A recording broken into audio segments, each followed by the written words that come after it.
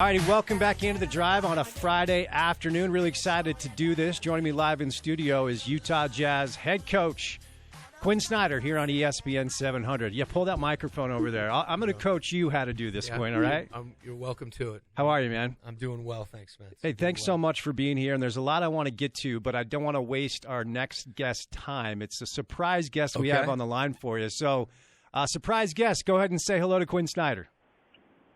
Quin, it's Jay Bilas. I don't know what kind of surprise this is. It's probably talk about a lame surprise. You're probably not going to come back to this radio station ever again. I was actually just bragging about you and how you made sure I didn't get too far off the tracks when I was a youngster at Duke. Well, you never would.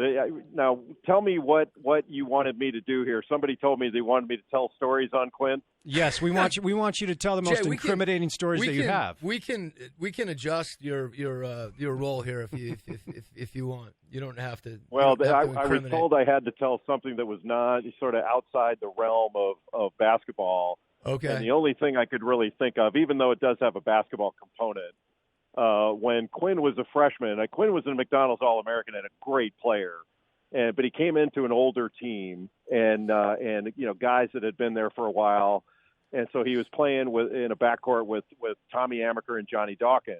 And in one of our games, Coach K used to be as nice of a guy as he is. He's about as back then was really brutal in film sessions.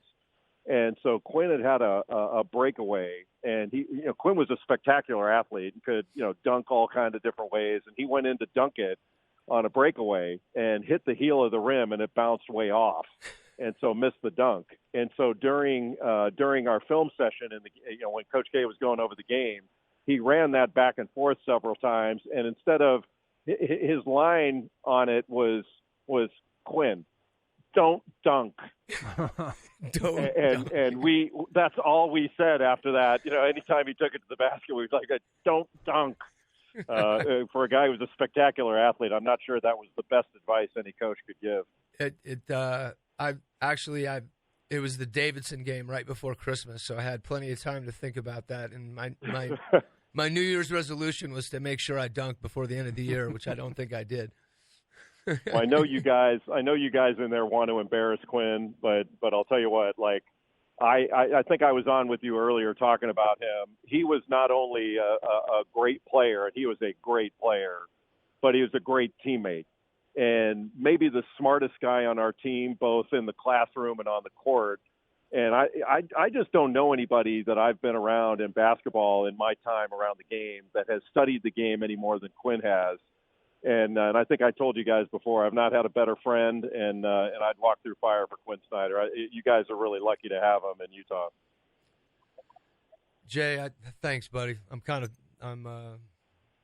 don't know what to say. It's well, you could send me some money. Yeah. I'm a little down on my luck. It wouldn't be bad. Yeah, you're doing better than me. It wouldn't be bad if you sent me a little check. I will say this. Spence and I were talking briefly, and I was. We're not supposed to tell people to watch things that it sounds a little bit egocentric, but I had a chance to watch the dinner that we all had, and it was pretty cool. I know we talked about it briefly, a little while ago. Well, I'm glad you were there because it was important. I mean, that I don't know if your listeners know that. There's a documentary on our team, and they called it The Class That Saved Coach K, about the recruiting class I was in. But there was one thing that I thought was sort of not paid as much attention to, and that was how important guys like Quin Snyder, Billy King, Danny Ferry, and Tommy Amaker were to that story. And it wasn't just, a bunch of guys that came in 1982.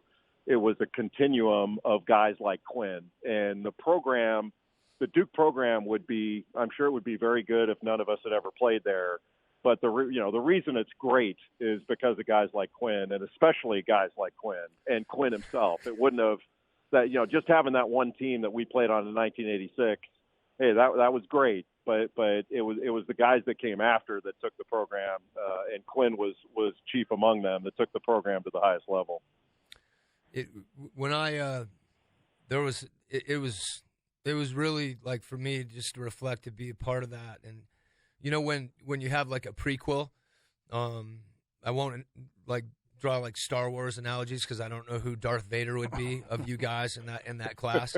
But I felt like I was, even as much as I knew about it, there was a historical component for me. And Billy and I talked about it the other night, and it was pretty neat to be able to look back and even see footage and things like that of the old. I think they went out of their way to make the uniforms look even more ancient.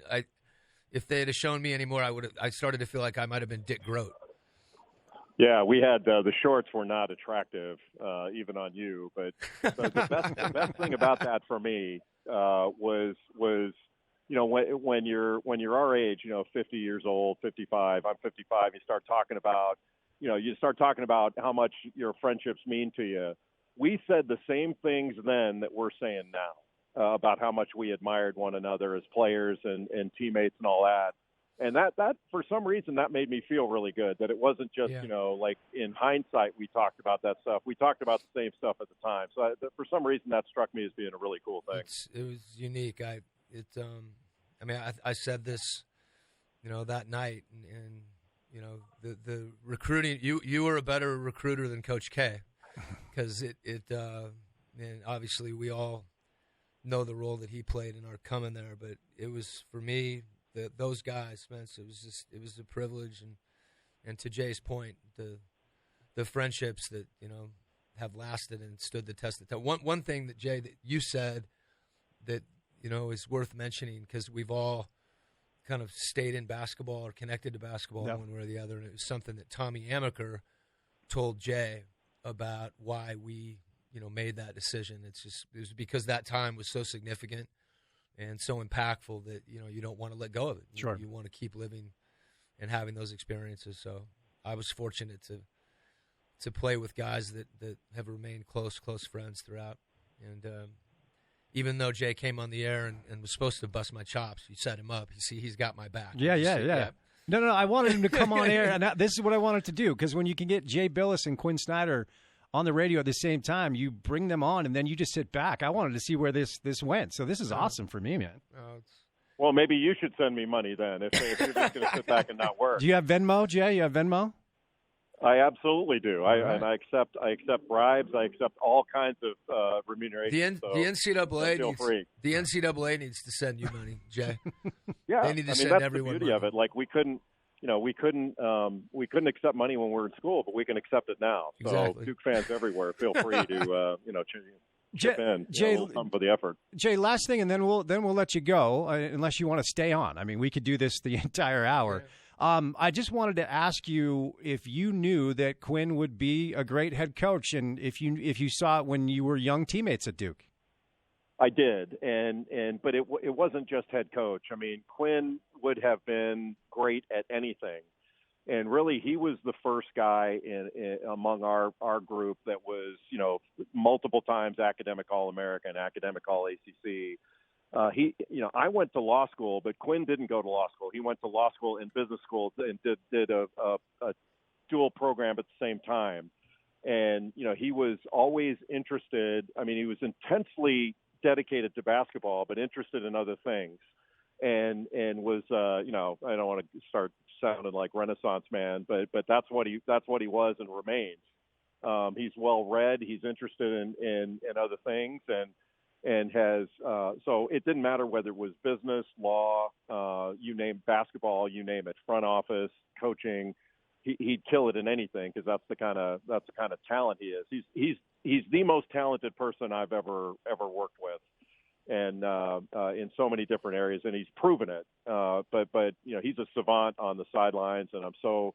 Like, I'll let you guys go after I'm done with this, but Quin, I couldn't be prouder of you, not only as a teammate and friend and all that, but I just marvel at what you continue to do. And, I respect and admire you and love you. And thanks for having me on. Thanks, Jay. Jay, thank you, sir, so much for the time. Sincerely. Be well, okay? You too. Thank you, guys. See you, buddy. It's a great Jay Bilas. He's the best in the business. And when it comes to analyzing college hoops, obviously a great player at Duke. What's that like, Quin, to hear somebody like Jay Bilas, who also is very respected and very smart, say those things about you? I mean, I know you well enough to know you don't love that type of attention, but that has to be pretty cool. I mean, I'm kind of blown away, and not the thing that when you say like consider the source is someone that from the time that I was 17, I really admired, right, and that mentored me.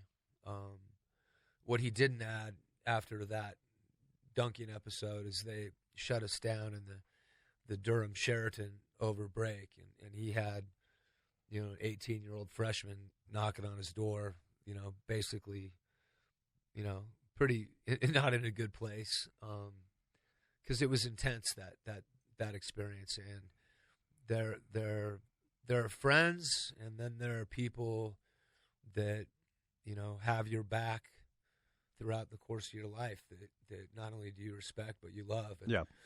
When I got fired from Missouri, I mean, Jay, I remember having coffee with him in Charlotte at a Starbucks. That every time I go by there, in fact, I actually ran into him around the corner at like a convenience store the last time I was there, which was kind of because I was just passing through, and it almost seemed appropriate that this was like our spot. But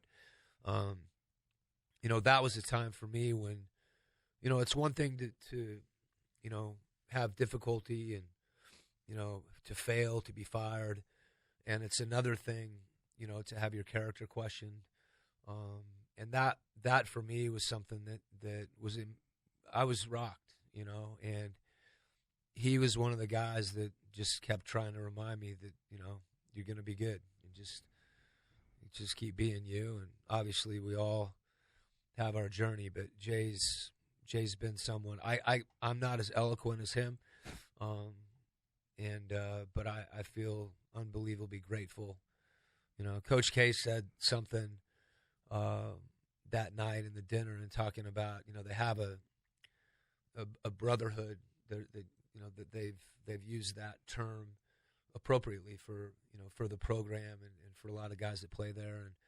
And when that term got used, and Coach K used it about that group, and we were really, really lucky to play with each other and for guys to be there through all kinds of ups and downs. I was fortunate that I got more of the ups, at least, on the win and loss column, but everybody, goes through those growing pains. And, I'm from Seattle and I was in North Carolina, mm-hmm. and, you make those kinds of moves and make those kinds of decisions, when you trust the people that you're going to be with. And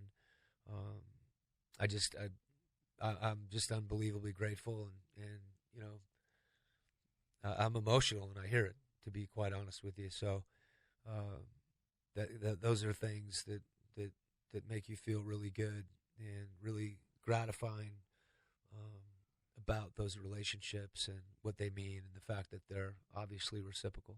Well, and one of the things that Jay said, and Quin Snyder's in studio with us, one of the things that Jay said, Quinn, that I hear about you often when I talk to people who know you is you could do whatever you want to do. You could be successful in pretty much whatever you want to be in life. And you referenced the situation that happened at Missouri. It's well documented. And, you had this meteoric rise. And I can remember people talking about the fact that you're going to coach Duke when Mike's done and Coach Krzyzewski's done.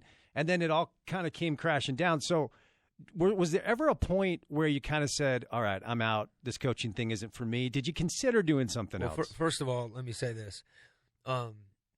Jay is as intelligent as anybody that I've ever been around. Sure. And in fact, one of the things that happened a couple years ago, there was a number of issues, whether it be the national anthem, a lot of things that I felt like, if you read his column, his blog, I mean, I think far more than being an expert on college basketball, the draft, the NBA, he's thoughtful and I think compassionate in that he's able to put himself in other people's shoes. And we actually had him come out here and talk to our team and facilitated a lot of great dialogue, and that was fun to do. And it's something that I knew that his perspective would be unique. And so again, just to this feels a little bit like a game show when you bring someone from around the corner. This is your life. Yeah. But, in all honesty, Spence, I didn't come on here to talk about me. I will, my recollection and there's been a lot of experiences in life that I've been through, that we've all been through, and to the extent that you're able to to learn from them. And part of it for me was learning that I did want to coach. I think taking a step back and wondering about what I knew I didn't want to coach in college anymore, to be honest with you. And that wasn't because I was scarred or anything like that. The NBA game, to me, there's components of it that I really like. That there's a tactical component. It's ironic that when we draft a player, we it's like the NBA doesn't have one and dones. So where the perception is that you maybe can't have the relationships in the NBA that you do as a college coach with players. The reality is, I get a chance to coach these guys for multiple years, and as does our staff. And so I think that's the part of coaching that no matter where it was, that was the pull for me. I mean, I think whether it be basketball or basketball, like any profession, I'm lucky to love what I do, but it's metaphoric a lot of times. And part of my journey, players' journeys, is being able to to take those experiences and allow them to shape you in certain ways. So that was the lure for me with coaching. I got back into it in Austin, in the D League, now the G League. I have to remind myself, but it was just that. It was those relationships and that connectivity and the competition, and it's you feel really fortunate to find something in life that you enjoy doing, and that's what that was for me. And sometimes, stepping back from it and not doing it makes you appreciate it even more. Absolutely. Certainly parts of it, right, where you're able to, to see more clearly in a lot of ways. So you can't really separate anything out. All these, were some of our experiences, and I've been really fortunate that I've had opportunities, and I've had people like Jay and others that have believed in me and supported me, and I'm fortunate that I've found a situation here where it's the same thing. You've experienced enough, I think, to have that level of gratitude and appreciation for the opportunities that you have. And I know you're not on here to talk about you. Okay, I know you're not. But we're going to do it anyway. I'm going to try. And you can obviously say no thanks, but no thanks. The one thing that I learned at Missouri, because we had the St. Louis Post-Dispatch, the Kansas City Star, the Columbia Missourian, and the Columbia Tribune and the Missourian, is you can't get me to talk about anything I don't want to talk about. Sure. And I get it. But I'm going to say this, and then I'm going to lay out a little bit. You just let me know which direction you want to go. I'm good. So one of the things that I appreciate about our interactions is 5% of them are about basketball, And so one of the things that I would love to allow the space for you to do, if you feel comfortable, is tell Jazz fans what Quin Snyder's like when he's not coaching basketball. Yeah. That's hard to do. I know. And I guess I'd answer this question that way. I think that I'm a private person, in the sense not in a kind of a paranoid way, but I feel like those interactions, whether it be personally with family, friends, so often I'd rather have an opportunity to get to know someone on a personal level. Sure. Like frankly, like we have. Yeah. So, having said that, I do understand, you don't want to close yourself off, because life's not, as rewarding that way. And I've been, you meet people so many different ways, and sometimes through something like this or or any other type of medium, you're able to connect with people sometimes without knowing it. What I will say is I feel like I'm a person right now that has to find more balance in my life. Mm-hmm. Probably the thing that helps me with that more than anything is my family. I didn't do enough I may have had some hobbies at some point in my life. They seem to have they're a little dormant right now. Sure. And that's not a badge of honor in my mind. I think that I'll be a better coach and a better husband and a better father as you kind of the breadth of life, that you're able to take in even more, because I feel like I said those experiences are, that they are related and they are connected. So that's something for me that, whether it's your health or, stimulating your mind or, all those different ways that we grow as people. The unique thing about my job is you can fall into there's so much variety in your day-to-day life with respect to your job, because it's always fresh, it's always new, there's always something that you have to adapt to that you can't predict, and there's so many things that I feel like are applicable, and so many really wonderful interactions and inputs because of your staff and players and competition, but I also know that at some point when that's not there, that you have to fill that space somehow. Yeah. And that's, I guess, something I want to try to be more mindful of, because I think it it helps your longevity. It helps your perspective. If basketball is the only thing, even in terms of wins and losses, that's to me,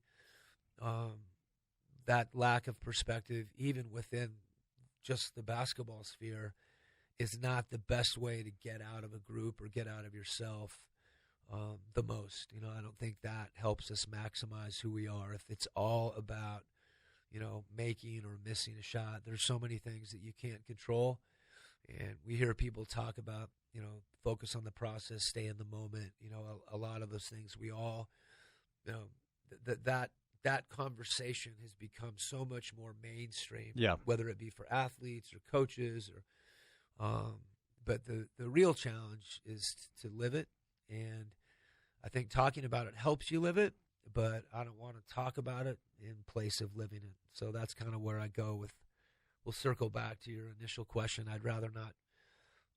I'd rather try to be who I am rather than necessarily talk about who I am. Totally understand. You understand why I had to ask it. Yeah, right. I do. And I think that's incredible self-awareness, because I find myself in similar fashion. Like, I've been back on air live for 4 hours a day for 3 weeks, and I forgot what it was like when I get so obsessive. Yeah. And I forgot what it was like not to sleep because I didn't do my prep. And I forgot what it was like to wake up in a panic because I'm not ready for my show. Yeah. Yeah. Okay. And so I'm glad you brought that up, because it's a reminder for me. I'm wired the very same way. And so, when I get home at night, instead of obsessing, about my show or what I'm going to do tomorrow, right, go for a walk, just enjoy life as well. So I feel you. I know exactly what you're saying. Yeah. Well, I want to say it's good to see you. I appreciate it. And I'm glad you're doing what you love to do. And you and I have talked intermittently for a while now, just like we did when I first got here. And I've always, I first came to respect your intuition and feel and knowledge of the game. And, over time, I've enjoyed your friendship. So that's why I'm on. And I appreciate all that, Spence. No, and I appreciate you. And you have to understand, I mean, I won't divulge details, and I never have, and I never will. But when everything went down with me, man, that phone call you made, like, I can't even tell you, man. Like, that's the good stuff. Like, I didn't know. That was the first time in my life where I woke up and I said, I don't know that I have this in me. I don't know if I have this climb in me, and I've been through a divorce. I've had cancer. I've been, I've had a lot of things go on in my life, and I've always been able to climb out. And that day when I said to myself, this might be it, man, I don't know, and the phone rang and it was you, bro, I'll never share the details of what you said to me that day, but I just can't thank you enough. And I just want everybody to know, well, I'll never go into detail. That was exactly what I needed that day. Thank you. It's awesome, man. I'm glad we were able to connect. So before we get you out of here, we will talk some basketball because I'm sure the listeners are going, okay, Kumbaya is great and all that, but let's chat. I had Jeff Van Gundy on the show a couple of weeks ago, and one of the things I love about coaches, not just Jeff, is you guys won't sell each other out. You have each other's backs. It's like this fraternity. In fact, I was at a playoff game 2 years ago now with Jerry Sloan and his wife Tammy, and we were at dinner.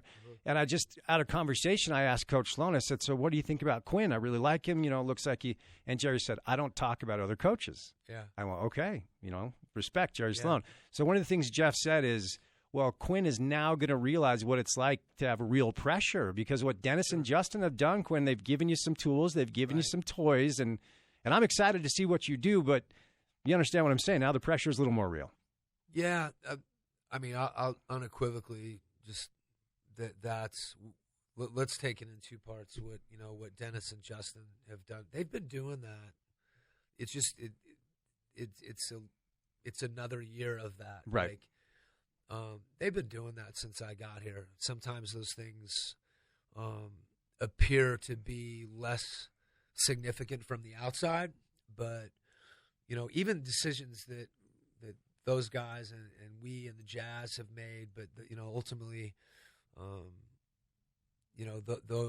Their vision and feel for the team. And when I say that, that I've been really lucky that I've been given like not just good players to coach, but guys that want to be coached. Mm-hmm. And that makes my job not just easier, but a lot more rewarding. And that's something that people don't necessarily talk about.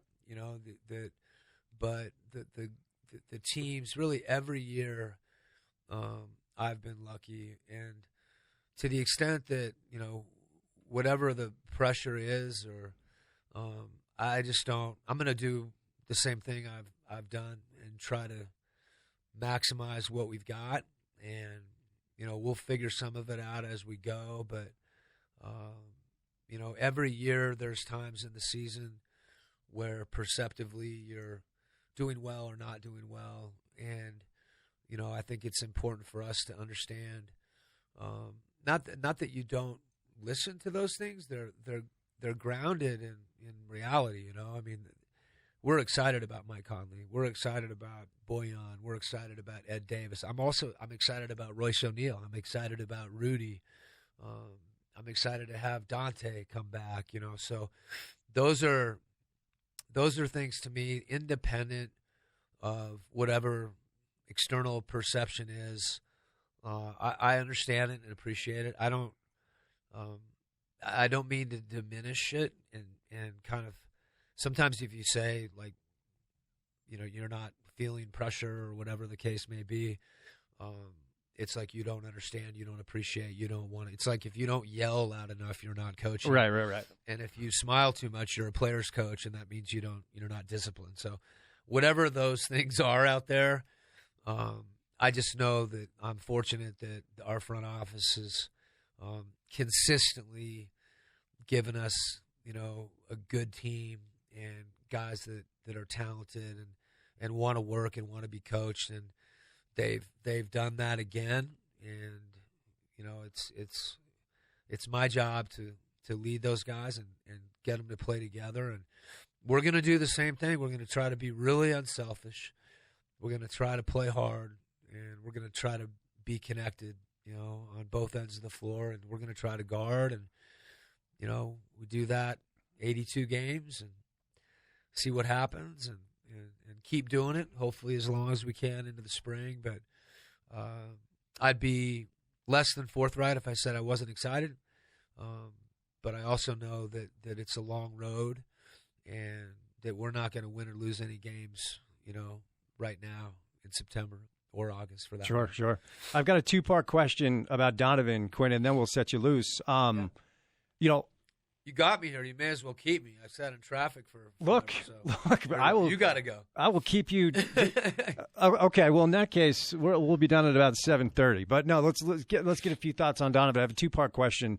When did you know he was special? Not just exciting. Like his measurables were good. You could tell he could guard for sure. I didn't see his offensive ability. Like, when did you know he was special? And then your thoughts on the summer he's spending playing for Greg Popovich, a guy you know really well. Yeah. Well, I think I trust, Dennis and his ability to identify, evaluate, and the nuances of those decisions too. It's one thing to say that guy's a really good player, right? He's special, but the question is like why, and what makes him special. And I think for Donovan, obviously Dennis and our group saw that. That's why we drafted him, and I was really excited about that. But I think I do remember a couple moments. One of them was here in Salt Lake in the Summer League when he got up the floor defensively, got down in the stance, and locked in on Jason Tatum. I remember the very same moment, yeah. You could feel him. And you could feel the special part of it for me was not his strength or his stance or his length. It was like this joy that he had about competition, and that's unique. That's fuel for the engine, and there's a lot under the hood. I think that the next thing that I really remember was Lamar Skeeter and Johnny Bryant had both headed out after Summer League. And one of the things that we saw in Summer League is you start to see, where guys need to get better. And we try to identify that every year, but usually in Summer League it's fresh for you and for them, so you can be a little more sure about certain things, or that they're a little clearer. And there were a couple times in the summer where he drove and he actually threw like a wraparound pass left-handed. He did a few things on finishing where you kind of got excited. But there were clearly some things that he wasn't fundamentally, he hadn't done yet. And we had kind of a menu of different, we've tried to name them, whether it's a scoop or a floater or a runner, these different types of finishing. And those guys went out to visit with him and work with him, and we kind of laid them out, diagrammed them, on paper, gave him the menu like a routine, videoed him, so he kind of had, his correspondence course, so to speak, and he comes back in September, and you start the season, and all of a sudden he's doing these things, and I think talent. Oftentimes, there's things that guys can do, but it's the rate at which they improve. So I actually had a similar experience with Mike Conley in early August, where there's certain things that you show them once, they kind of play with it for a second, and then they got it. And there are things that may take other players, hundreds of hours to master. So you could see Donovan's ability to improve. So the combination of that, and his desire and his joy and his competitiveness, will allow him to continue to get better. And I think we're talking about skill development in those things and kind of his physical attributes. One of the things about this summer that I was really excited about, and I think Donovan as well, the neat thing about Donovan right now is he understands what he's getting out of the summer, and he's embraced that the same way, you're embracing improving your shot by getting up a lot of reps. Like what he's doing right now with the national team and trying to exert himself, as a leader in defending, and making the right play. There's the game against Spain, you saw him really get off the ball early and try to make plays for other people, and finding that balance of attacking and sharing, also defending and being communicative. It's hard to do all that stuff at once. Sure. So I've seen, that growth, and obviously Pop being someone that, the things that Pop's telling him, you trust, it can help him get better. So it's pretty neat to see him playing there. So you referenced Conley, and I've been shouting at the top of the mountain for Jazz fans, if because we talk about this all the time. Is this an NBA market or is it a Jazz market? If it's a Jazz market and not an NBA market, it means Memphis Grizzly games weren't necessarily seen around here a lot. Okay. So I don't know how many people here know just how good Mike is. I've loved him for a long time, and I think he fits you perfectly. Yeah. Not your system. I mean you. So do you feel the same way? And elaborate more on Mike Conley a little bit. Yeah. I hope he feels that way. Mm-hmm. After we've competed together, that's my instinct.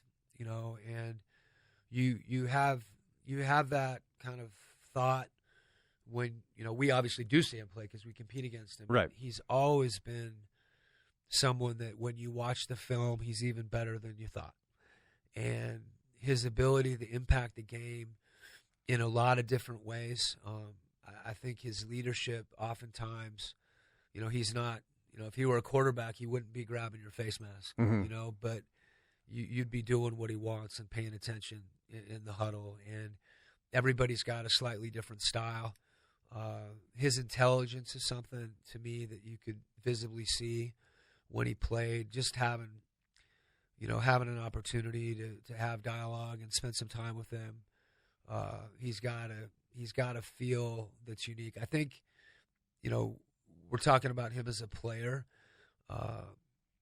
Probably one of the things I think there's a humility about him that is unusual. It's mm-hmm. rare, and I think, that's why, with the NBA awards, I'll forget the exact names of the awards. Sure. Teammate, and that doesn't no one.